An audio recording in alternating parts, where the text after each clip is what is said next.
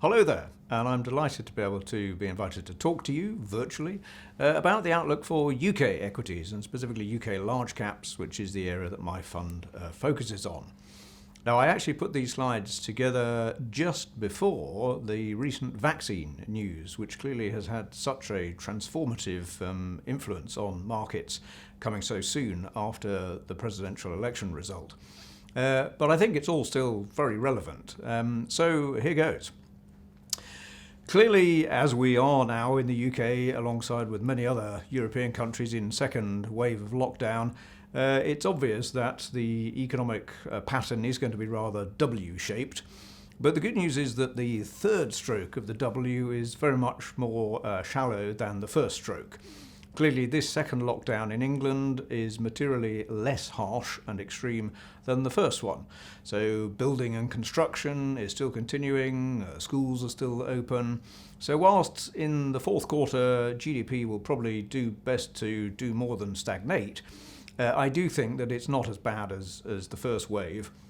And moreover, as this all-important vaccine news does suggest, we are 6-7 months closer than we were 6-7 months ago to getting to a solution to this. Not just a vaccine, and I'm sure there'll be 2 or 3 that will actually emerge in the coming months, but also mass testing that will make people feel much more comfortable about being out and about and potentially even travelling. So we've continued to see fiscal stimulus, we've continued to see government support, the Bank of England, exactly as I expected them to, reissued QE, relaunched QE in response to this second lockdown. And obviously the Chancellor has extended support schemes, furloughs, etc., etc. So there's an awful lot of stimulus here, still trying to protect the economy until such time as we can genuinely see our way through this. And I think that this does justify the kind of reflation trade. As you know, we've had such an extreme outperformance by growth stocks over value stocks, really for the last 10 years, but particularly in 2020. The all-powerful NASDAQ and this search for just those companies that can win in all circumstances has led to an extreme valuation differential. And I think that as we look over the next 6, 12, 18 months to a genuine recovery in economic activity globally on the basis of all the stimulus that is taking place and the moves towards getting through this coronavirus pandemic, then actually it is justified to be focusing more on those more cyclical stocks, more financial stocks, and not feeling obliged to just chase these ever more highly rated growth stocks. And clearly in the market movement in the days immediately after this vaccine news, that very much has been the rotation nature of the market that we've seen. I think this is absolutely justified. So as I talk you through my portfolio, just bear this in mind. I still think that it's worth backing selective growth stocks. They may underperform briefly, give back some of their recent gains, but I still think that you want to have a mixed portfolio, a balance within the portfolio.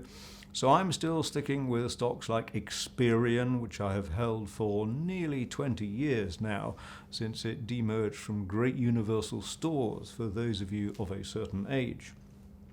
I'm sticking with growth stocks like Sage, GVC, as it begins to expand its online gaming operations through its joint venture in the US with MGM. And Fidelity National Information Services. This is actually a US stock, but it took over WorldPay, which I held in the UK. And so I've continued to hold it on Wall Street because I think the synergies from that acquisition are still going to be very significant, and I want my fund to benefit from those. I still, though, want to have some self-help recovery change situations. So new management at Burberry, new management at Smith & Nephew. Clearly these are businesses that have been impacted by the pandemic. Elective surgeries for Smith & Nephew have clearly fallen away. Burberry's European operations are very, very travel sensitive, an awful lot of demand from Chinese and Asian visitors to Europe, and clearly that's affected them. But again, as I say, if we're looking 6, 12, 18 months out, I think life is going to get better for these types of businesses. And Melrose, as a self-help turnaround specialist, I've continued to back through thick and thin. China has actually recovered remarkably strongly. There has been no real second wave of lockdowns in China. And that, I think, continues to be very supportive of the mining sector. I continue to hold both Glencore and Rio Tinto.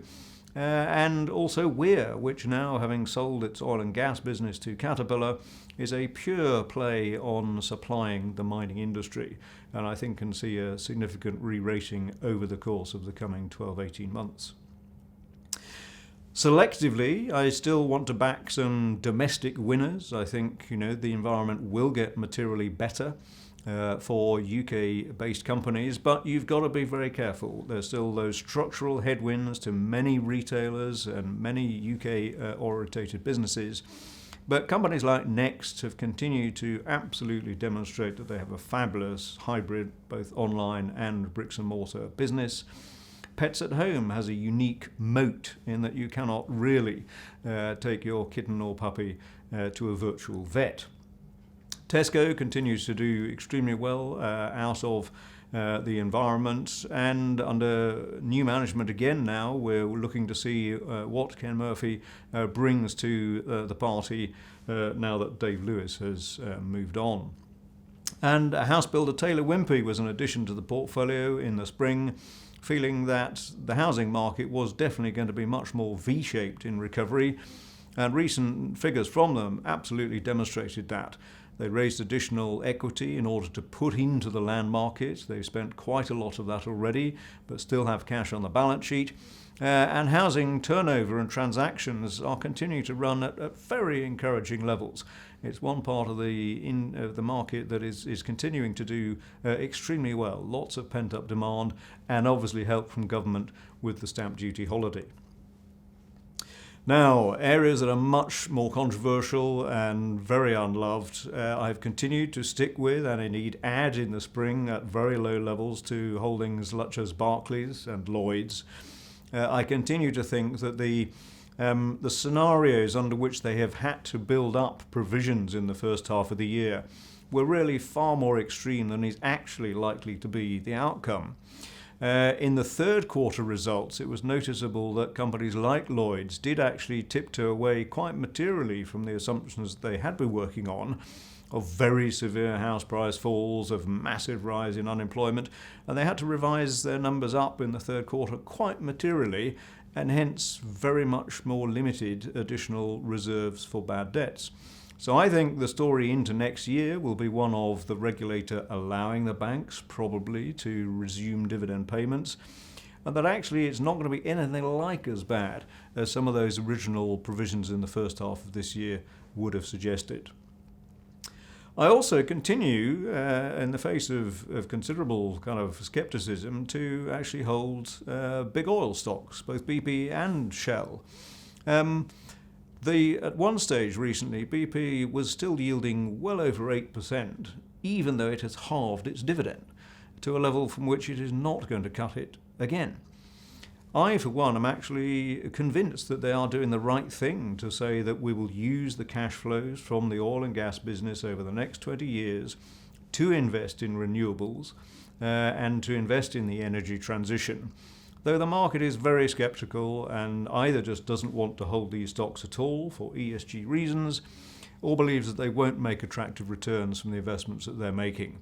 Well, I beg to differ, and it'll be very interesting to see whether investors do come back to this sector during the course of 2021 as economic activity picks up and probably is a bit more supportive of the oil price. As it happens, the fund is also extremely well committed to a number of renewable stocks. SSE, which makes a lot of wind farms in its portfolio. Drax, which is not only a biomass producer, but actually is very much involved in the carbon capture and storage experiments that are being undertaken. And I've absolutely stuck with those companies that are right in the thick of being impacted by travel. So airport catering company SSP, Whitbread owner of Premier Inn. Of course, we know it's tough right now, but again, look to the future. They've got strong balance sheets, they've both raised additional equity, and I think the prospects 2-3 years out for these businesses are really very significant. I continue to prefer pharmaceutical companies to those more consumer staple or defensive tobacco companies. I continue to believe that that's the right way to be positioned. So a quick glance at the top 10 and the sector breakdown of the portfolio. You can see that spread across a variety of both more growth-orientated areas in the market and areas that are much more unloved and cyclical, where I continue to think that you can see tremendous recovery potential in what I say will be a reflationary environment. Now, we've seen persistent selling of UK equities ever since the referendum on Brexit in 2016, both from international investors and from UK investors. I think this year in particular, the ongoing strength of NASDAQ, those all-powerful FANG stocks, just made the pain for many investors of not owning enough of it just continue to reduce their exposure to UK equities. I think a cyclical recovery should much more narrow the differential between performance of growth and value stocks going forward. So I think this is an environment in which you will see a much more even pattern of performance. And this could well bring people back to invest in UK equities. You're seeing more M&A, you're seeing more public to private transactions. And again, as confidence builds that we can beat this virus, I think you will see more and more of that going forward, taking advantage of cheap sterling and cheap stocks. And this remains an environment in which clearly some people will struggle, and yet the strong, as a result, will get stronger. So companies will be taking market share. Companies like Premier Inn, the number one hotel budget brand in the UK, off weaker competitors like Travelodge. So I think this is an environment in which there's huge opportunities to make money out of UK unloved large cap stocks. So to sum up, I think a cyclical recovery over the course of the next 2 years creates tremendous opportunities. UK equities are cheap, they're unloved.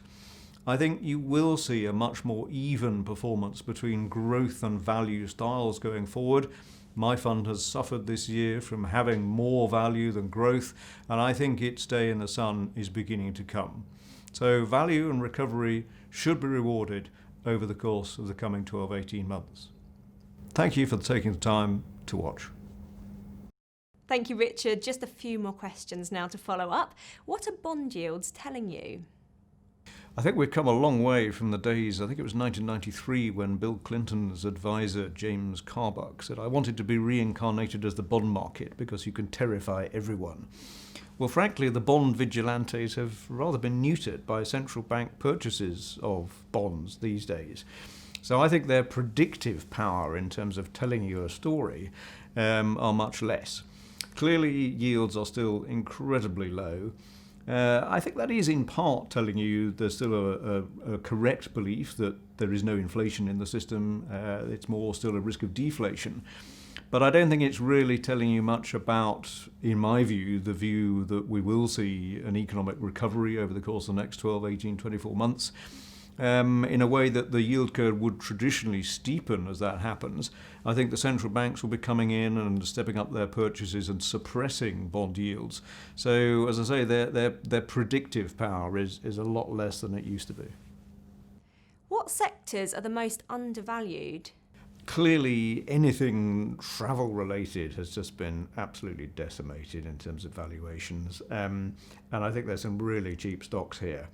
Now, that having been said, I fully expect that it'll take years before we get back to the sort of levels of passengers and revenues that we would have seen in 2019. But the point is that an awful lot of these companies, they're massively reducing capacity, they're renegotiating terms with their suppliers, with their landlords. So I still think that even 2-3 years out, if passenger numbers and revenues are a lot lower, you could still achieve the same level of margin that you did 2019. So that's why I think these companies are particularly attractive. Financials, as mentioned, still trading at massive discounts to book value. But we have to accept that, low interest rates for the foreseeable future are a persistent headwind. So whilst there will be some re-rating, I think ultimately it will be capped. Can you elaborate on your view about the Brexit outcome? Brexit, I have always maintained, it's in both sides' interest ultimately to do a deal, but it was always going to be last minute. You were going to have had those throwing toys out the pram moments of, right, that's it, we're not talking anymore. But it's in both countries, both the EU and UK's interest to do a deal, particularly in a way, given that both countries are in lockdown again. It'll be a skinny deal. People will rejoice that we've achieved one, but frankly, there's still a lot of things that are outside the nature of a trade deal. Financial services for one. So I think into 21, there'll still be a lot of uncovering of what the reality is behind the skinny deal that they do announce. But I think the very fact that there will be a deal, sigh of relief. Sterling rallies a little bit, but not over much, because I think we do still have twin deficits, and I think that is still an important factor. What's the biggest risk in 2021? Well, clearly it could be a resurgence of a mutated version of the virus, and so that we're constantly chasing our tail in terms of additional vaccines for variants. But I don't think that's the biggest risk. Geopolitical, would China take advantage of the early phases of a Biden presidency to make some aggressive moves towards Taiwan? I think that could be something to keep an eye on. I'm concerned about what's going on in Turkey, where the risk of a real implosion there, right on the edge of Europe, is quite material. So I think, for once, it's not going to be the pandemic. I think it could be a geopolitical event. Is it time for banks to begin paying dividends again? I think the regulator should allow banks to start paying dividends again, and I'm hopeful that they will. To be honest, what I really think the regulator should have done, and I'd love them to take this lesson on board, is they do annual stress tests, of all of the banks. Could they not from that say, well, in any kind of material downturn, even a severe one such as we've had, we will let you still pay this token level of dividend, so that you all know per bank what the bare minimum of dividend payment you're going to get. And then sort of flex above it as times get better. Because the problem with banning all dividend payments is that ultimately, if it is this kind of on-off, the cost of capital for banks will rise, in perpetuity. And that can't be sensible for a modern, credit-based economy.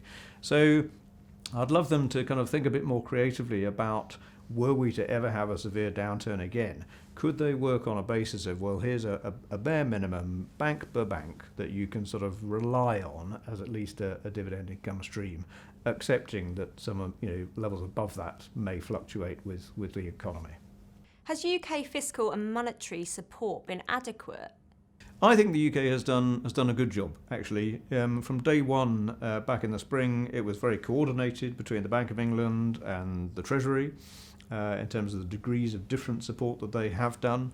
I think you can't complain at the fact that in recent weeks the Chancellor has been kind of updating his policy and support on a near daily basis. I mean, there's been no kind of dragging of feet in this. They've absolutely embraced fiscal stimulus and support on a scale that would have is unprecedented. So no, I think full marks to the powers that be for that. You can criticise them for an awful lot of other things, but I think in degree of their support for the economy, they've done a good job. We've seen brief rallies before in value style. What makes you think this is more sustainable? You're absolutely right. We have seen 2-3 week rallies in value, and then all of the momentum goes straight back to growth and momentum. But I think because we are now clearly at a tipping point where we can see light at the end of the tunnel in terms of a vaccine at some point, or as I say, still better mass testing, given the degree of fiscal stimulus that is still going to be applied, I think you will more and more feel that actually the economic activity, not just here but globally, through the course of 21 into 22, is going to mean that the scarcity of growth that has driven these premiums being applied to growth stocks, just isn't required, because you can find recovery, you can find growth in other areas of the market. Also, don't forget, again, post-Biden, we are at the start of a multi-decade phase of investment in the energy transition. This is going to be very, very powerful stimulus for economic activity that we just frankly haven't seen before, the scale of investment that is going to go in. So, bizarre though it may seem to say it now, I think people could be more positively surprised by how good the growth environment is through the rest of the decade than they would currently expect, where the consensus is, gosh, we're struggling to deliver growth, and the risk is always that we fall back into recession. I think the degree of fiscal stimulus, the scale of spending, particularly on the energy transition, means that this huge outperformance of growth stocks relative to value is going to be a much more moderate kind of performance differential going forward. I think this has got legs.